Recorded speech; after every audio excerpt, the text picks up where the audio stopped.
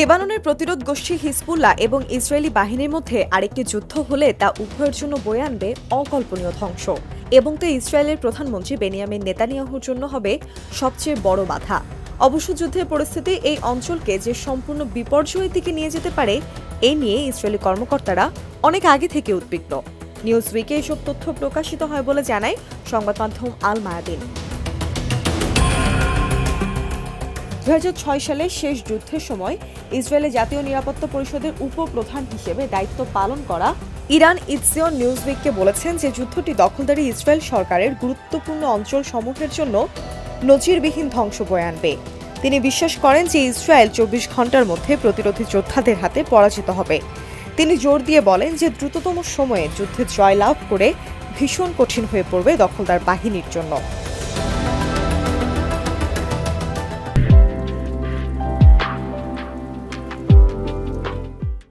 ইৎজিওন তার মতামত ব্যক্ত করে বলেন, আমার দৃষ্টিকোণ থেকে আমি মনে করি এটি একটি যুদ্ধ হতে চলেছে যা ইসরায়েল প্রথম 24 ঘন্টার মধ্যেই হেরে যাবে।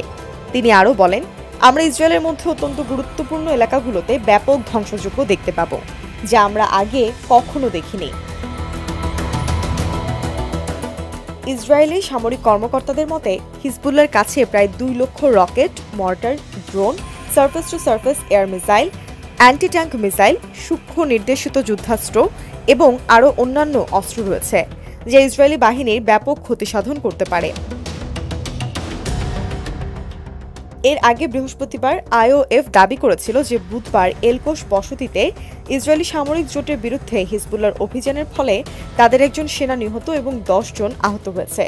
তবে আল মায়াদিনের নির্ভরযোগ্য তথ্যসূত্র অনুযায়ী হিজবুল্লাহ পরিচালিত ওই অভিযানে নিহত ইসরায়েলির সংখ্যা 3 জনে পৌঁছেছে। ইসরায়েলি মিডিয়া বলছে যে হিজবুল্লাহর এলকোশ অপারেশনের ফল বেশ গুরুতর ছিল। লেবাননের সীমান্ত থেকে দূরত্ব এবং ব্যাপক ক্ষয়ক্ষতির পরিমাণের কারণে সংঘর্ষ শুরু থেকে এটি উত্তর ফ্রন্টে সবচেয়ে মারাত্মক ঘটনা বলে মনে করা হচ্ছে।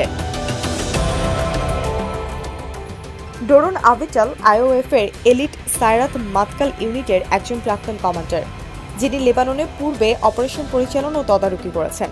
তিনি সতর্ক করে বলেছেন যে হিজবুল্লাহর সক্ষমতার বিচারে হাইফার মতো ইসরায়েলি কেন্দ্রগুলোকে চরম মূল্য দিতে হবে।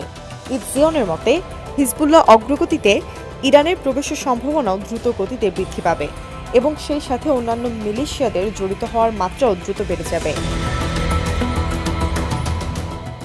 মার্কিন যুক্তরাষ্ট্র বুধবার সতর্ক করেছে যে হিজবুল্লাহর শীর্ষ কর্মকর্তাদের দেয়া যুদ্ধের হুমকির পর লেবাননের সাথে যে উত্তেজনা বৃদ্ধি পেয়েছে তা শুধুমাত্র ইসরায়েলি দখলদারিত্বের নিরাপত্তাকেই ক্ষতিগ্রস্ত করবে।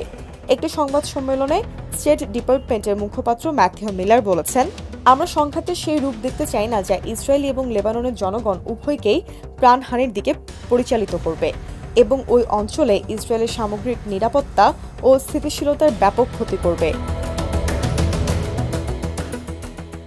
এই সপ্তাহে উত্তরে অধিকৃত ফিলিস্তিনের বসতিগুলোই হিজবুল্লাহর অভিযানের ফলে ব্যাপক অগ্নিকাণ্ডে সাক্ষী হয়েছে। গাজার সমর্থনে এবং লেবাননের শহর ও বেসামরিকদের ওপর বারবার ইসরায়েলি হামলার প্রতিক্রিয়া স্বাধীনতাকামী যোদ্ধারা তাদের অভিযান জারি রেখেছে। অন্যদিকে কিরিয়াত শমনোর তীব্র দাবানল পরিদর্শন করে এসে নেতানিয়াহু বলেছেন, ইসরায়েল উত্তরে খুব শক্তিশালী পদক্ষেপের জন্য প্রস্তুত। কোনো না কোনো উপায়ে তারা আবার উত্তরের নিরাপত্তা পুনরুদ্ধার করবে।